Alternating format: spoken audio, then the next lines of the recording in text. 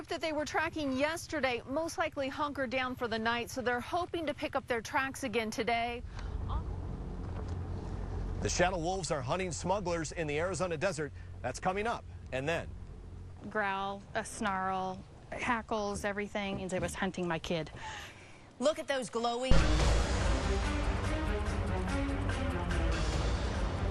Well, we've showed you the high-tech tools that law enforcement uses to catch human and drug smugglers that cross the Mexico border into Arizona. But tonight, investigative reporter Tammy Leitner will show you how a small group of Native Americans hunt smugglers in the desert, the old-fashioned way. Tammy.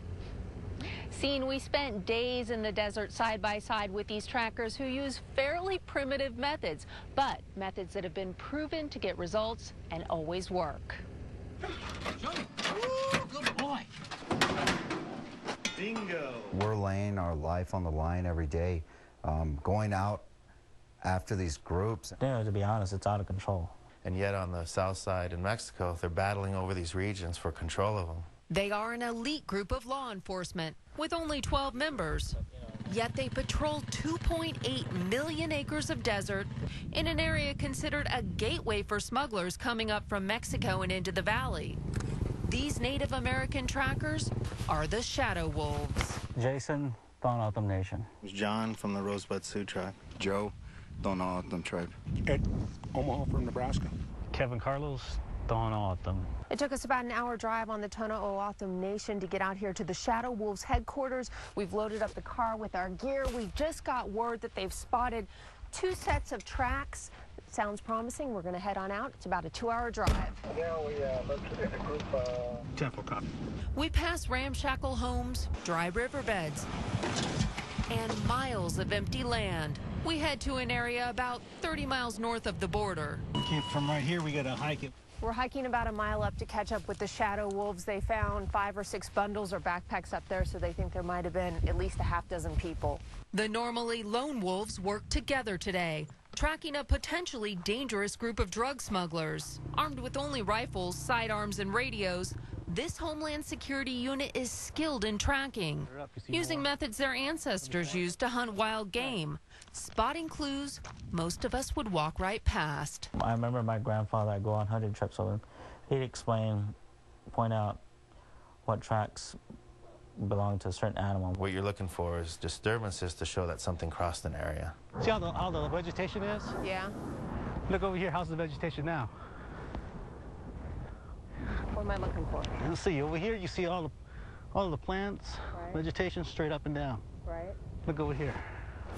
Oh, it's sideways. It's sideways. How weird. Oh, yeah. So as I mentioned earlier, it's a common sense. Tracking is common sense. I didn't even see those underneath there. So typically it would be marijuana hidden underneath, inside these. They find 6 other packs of marijuana scattered along the hill, but the smugglers are long gone. 3303. The sun fades and the desert settles for the night, but the smugglers don't rest, and so neither do the shadow wolves. Part of our job is to go out long range on our own, 2, 3 a.m. Your backup may be 2 hours away. There's a lot of police that wouldn't do that. The shadow wolves are teaming up with police from the reservation today. That means there'll be extra trackers out there looking for signs. Nearby, they stop a truck that appears to be used for human smuggling. It was definitely something suspicious. Inside the truck, extra cans of gas, jugs of water, 5 cell phones, and a wad of cash. Both of the guys that were in this truck are going to jail tonight. Now, police say they had all of the tools of either a drug smuggler or human smugglers, including what could be instructions right here on the hood. This literally says, on the freeway, possibly a meeting point to pick up drugs or humans. Jonathan, you're headed for jail. You want to tell us what happened? You're hungover, huh? Why did you have 5 phones and a bunch of cash? While much of what the shadow wolves do is deep in the desert, sometimes they track the drugs right into town. We believe there might be some contraband at a residence right down the road here. The house is less than a mile from the shadow wolves' headquarters. Well, how come the eyewitness said that you were driving? Positive odor to narcotics. Oh, good boy. If that's not alerting, I don't know what is. Good boy. Show me. Oh. The vehicle's towed back to the Shadow Wolves' home base. The smugglers hide dope in specially constructed secret compartments, a trick the Shadow Wolves have seen many times before. The dope right now that we're pulling out was hidden all throughout the bed of this Dodge truck. It's seized now, and we'll keep this dope from hitting the streets of the U.S. But out here, where the desert stretches into the horizon, and this select group of immigration enforcers spend days following invisible tracks, time sometimes works in their favor. That's a large amount. You know, it gets to the streets. People pay in blood for that. Knowing that we've taken some off, you know, it makes you feel good that you're stopping some of it. The Shadow Wolves do manage to stop quite a bit of the drugs coming across the desert, but not enough to make a difference in the wholesale price of marijuana. Seen? Hey, Tammy, what tricks do these smugglers use when they're crossing the open desert?